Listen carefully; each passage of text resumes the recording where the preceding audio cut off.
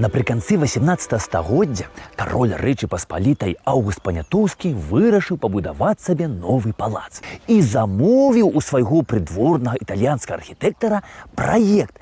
Але аб гэтым усім даведаўся наш беларускі адзін шляхціц і ўзяў і ў караля выкупіў гэты праект. І ў нас на Беларусі у маленькай вёсачцы з'явіўся каралеўскі палац. І вось я вырашыў завітаць у гэту невялічкую беларускую вёсачку, у якой знаходзіцца каралеўскі палац. І вось я тут, вёска Свяцк, Гродненскі раён, Рэспубліка Беларусь. Дзень добры, панове!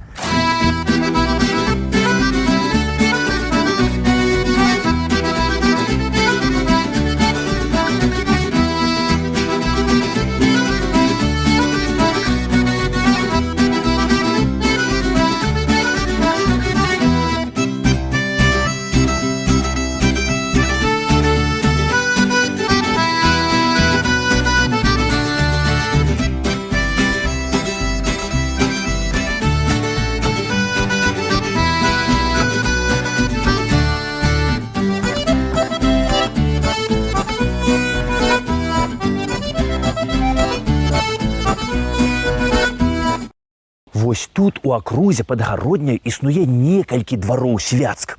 І адзін з іх, правда, я не ведаю, які, узгадваецца яшчэ аж на пачатку 17 стагоддзя. І належаў ён тады князю Юрыю Радзівілу.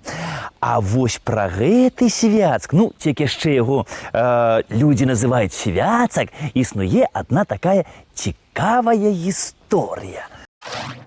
Неяк так на пачатку 16 стагоддзя у Польшчы жыў такі пан Велямоўскі. Кажуць, дзядзька быў надта ж такі спрытны, бойкі любіў. Як кажуць так, любіў гэта мячом памахаць ды па шаломах пагрукаць.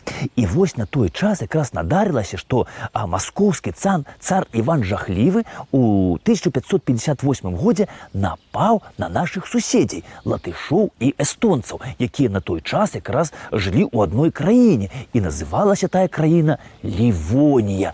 А напаў Іван Жахлівы на Лівонію, каб пакарыць іх і мець выхад да Балтыйскага мора. І вось у гэтай барацьбе супраць маскоўцаў нашыя суседзі, латышы і эстонцы, лівонцы, адны справіцца не маглі. І таму паклікалі на дапамогу сваіх блізкіх суседзяў і сяброў беларусаў, Вялікае княства Літоўскае. І вось гэтая вайна супраць Масковіі перанеслася і да нас, на Беларусь, на нашу землю. І ўвайшла яна ў гісторыю пад назвой Лівонская вайна.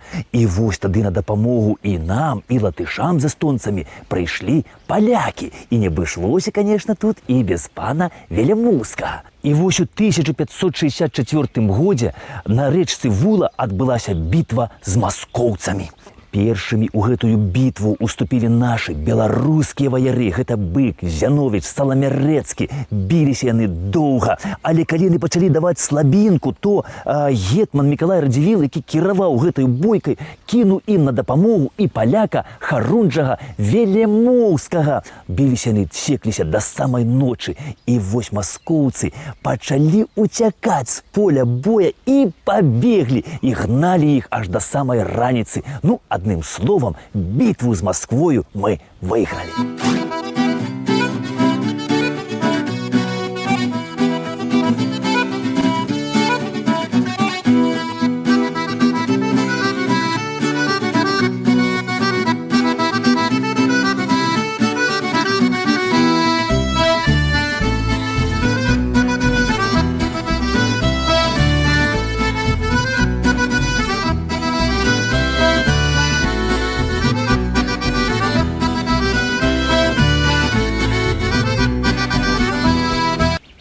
І вось хачу вам, панства, сказаць, што шляхціч Велямоўскі быў адным з першых, хто атрымаў зямлю на Беларусі. За удзел у бітве на рэчцы Вула Харунжа Велямоўскі атрымаў вось гэты двор Свяцк. І аб гэтым сказана ў летапісах. І Свяцку першыню так узгадваецца ў 1567 годзе. Што далей тут было з Велямоўскім, невядома. Ці пераходзіў гэты Свяцк да яго нашчадкаў, да ўнукаў, праўнукаў, праўнукаў, аб гэтым гісторыкі маўчаць. Вядома толькі тое, што роўна праз стагоддзе Свяцк патрапіў да гарадзенскага маршалка Юзефа Валовіча.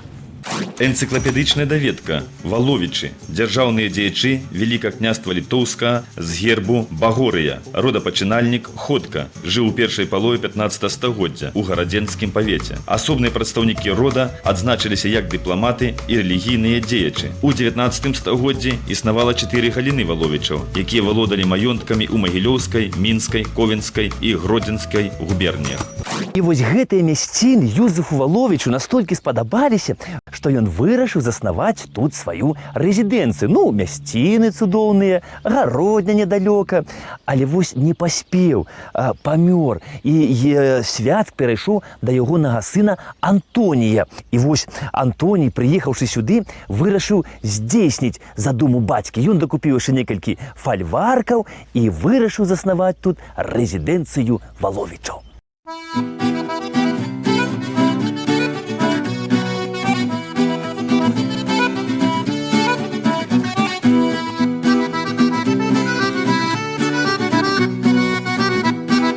Вось на той час у нас на Беларусі працаваў італьянскі архітэктар Джузепе Сака. Ягоны талент быў заўважаны яшчэ ў Італіі, калі ён вучыўся. І вось адтуль яго і запрасілі да нас. І тут ён стаў прыдворным каралеўскім архітэктарам. Энцыклапедычная даведка. Джузепе Сака нарадзіўся ў 1735 годзе ў Італіі. Архітэктар, прадстаўнік барока і класіцызму. Працаваў на Беларусі з 1773 году ў Гародні. Прыдворны архітэктар графа Тызенгауза ў 1774 годзе. Галоўны архітэктар па будове каралеўскіх мануфактур у Вялікім княстве Літоўскім. Кіраваў будаўнічай школай у Гародні, стварыў у Беларусі шэраг палацапаркавых ансамбляў. І вось менавіта італьянцу Джузепе Сака кароль Рэчы Паспалітай Аўгуст Панятоўскі і даў загад, каб ён распрацаваў для яго праект новага каралеўскага палацу. І калі праект быў гатовы, то на адной з вечарынак, якую ён ладзіў у сябе тут у Гародні, ён гэты праект паказаў Антонію Валовічу. І Антоній пачаў угаворваць Панятоўска, каб той прадаў гэты праект яму. Кажучы, ну, Аўгуст, Станіслав, ну што ты, ну навошта гэта табе? У цябе і так шмат палацаў, а мне гэта так патрэбна. Мне настолькі спадабаўся гэты праект, і я хацеў бы, каб такі палац быў толькі ў мяне. І ўсё-такі ён уламаў караля і заплаціў вялізныя грошы за гэты праект. І так у Свяцку італьянец Джузепе Сака для Валовічаў пачаў будаўніцтва палаца ў стылі ранняга класіцызму. Унутры палаца размяшчаліся залы, якія цудоўна захаваліся да нашых дзён. Кожная зала была створана ў сваім непараўнальным стылі. Зала рымскага стылю з барэльефным каменным бюстам рымскага імператара і камінам. Зала романтычнага стылю з пейзажамі на сценах і небам на столі. Зала старажытна-грэчаская або антычная зала з барэльефнымі малюнкамі з жыцця старажытных грэкаў. На сценах лаўровыя лісты, багі старажытнай Грэцыі белаколер на сінім фоне, калонная зала або салатная зала, у аснове дэкора якой калоны карыфскага ордэна, печ і камін. Усе залы выходзяць у вестыбюль, які знаходзіцца пасярэдзіне памяшкання насупраць галоўнага ўваходу з лесвіцай і сценамі, распісанымі ў стылі грызаіль. Вакол палаца быў разбіты цудоўны парк. Дарэчы, гэты старажытны парк захаваўся амаль цалкам і па сённяшні дзень. А ў парку былі выкапаныя вось гэтыя 4 сажалкі. Адна з сажалак, якая лічылася самая чыстая, дно ёй было услана дубовымі дошкамі. І вось калі прыязджалі сюды госці, то тут яны каталіся не толькі на звычайных чоўніках, але і на гандолах, самых сапраўдных. Ну, карацей, усё было як у Венецыі.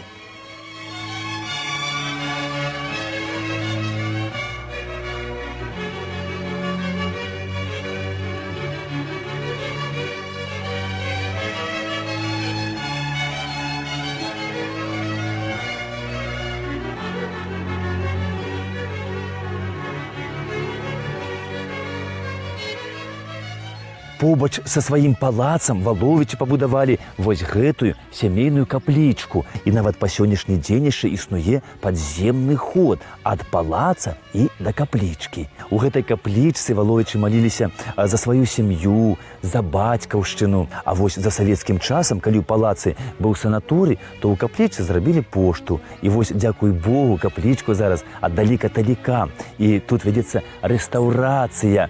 І нават раз на тыдзень сюды прыязджае ксёндз і ідуць набажэнствы.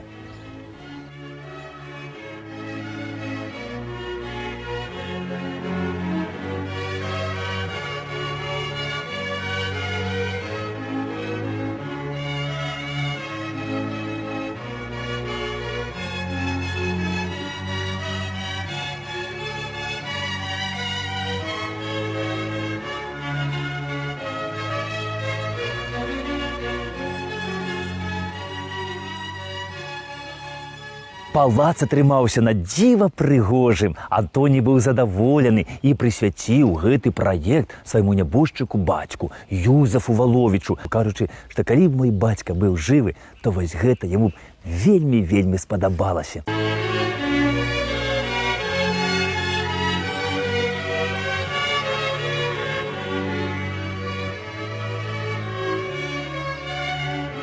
І вось на дзень адкрыццё палаца, вось сюды з'ехалася вельмі шмат гасцей. Там князі, бароны прыехалі, былі запрошаны лепшыя спевакі, акторы, музыкі, падкочваліся бочкі з віном, з півам, стрэлялі феерверкі. Ну, адным словам, ладзілася, наваселле. Ці кажуць у нас на Беларусі улазіны.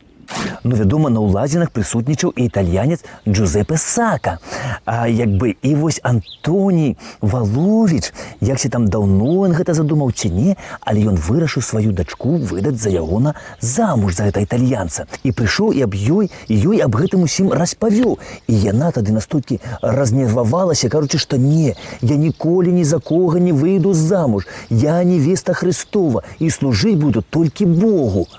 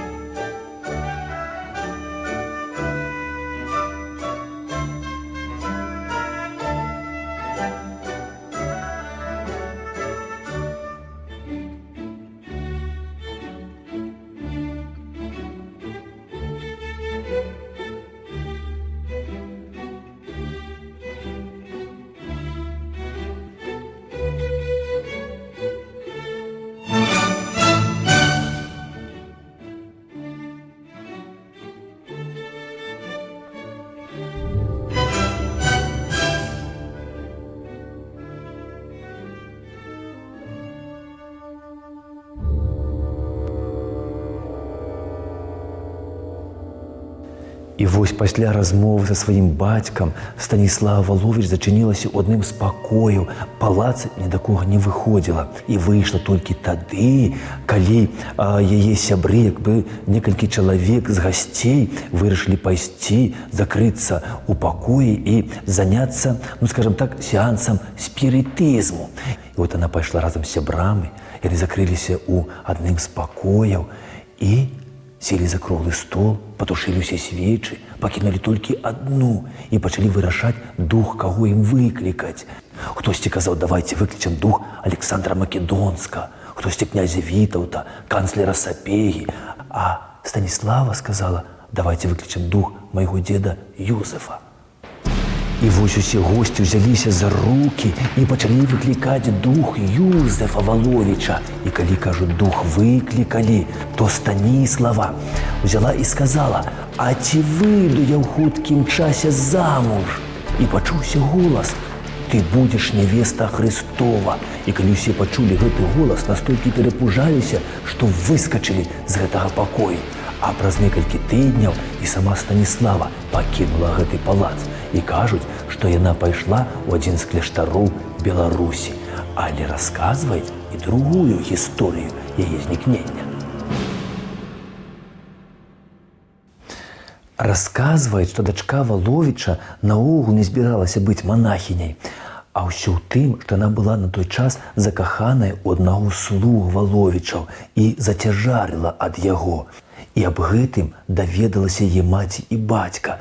І, канешне ж, для сям'і Валовічаў гэта была вялікая ганьба. І вось на сямейным сходзе маці на яе пачала сварыцца і настолькі была раз'юшана, што схапіла мармуровую статуэтку на камені, кінула ў сваю дачку і забіла яе.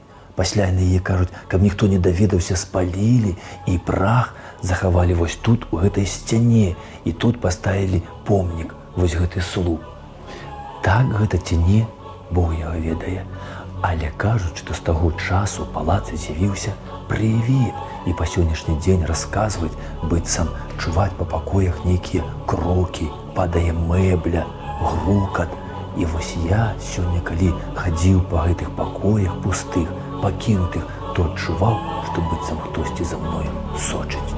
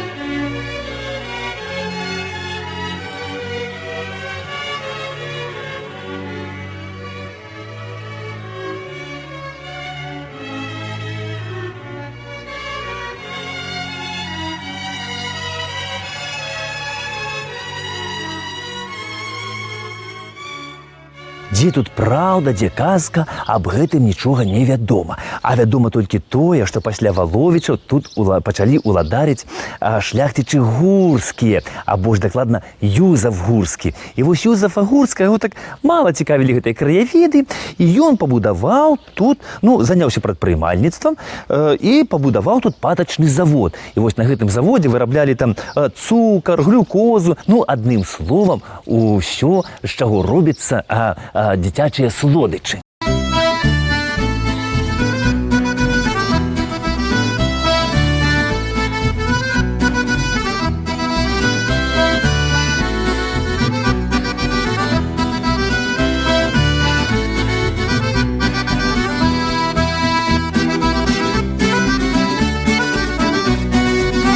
паны гурскія пабудавалі тут вельмі шмат гаспадарчых пабудоў, і ў 1913 годзе у іх тут уже лічылася аж 55 працоўных.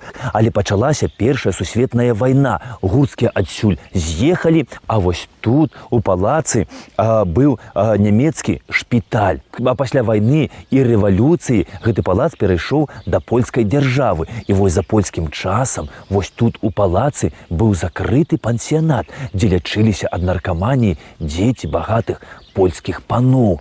А за савецкім часам тут знаходзіўся санаторый, але вось уже 2 гады, як палац проста пустуе. Тут пустыя пакоі, нікога няма. І кажу, толькі вечарам тут можна пабачыць сумны, ціхі прывід.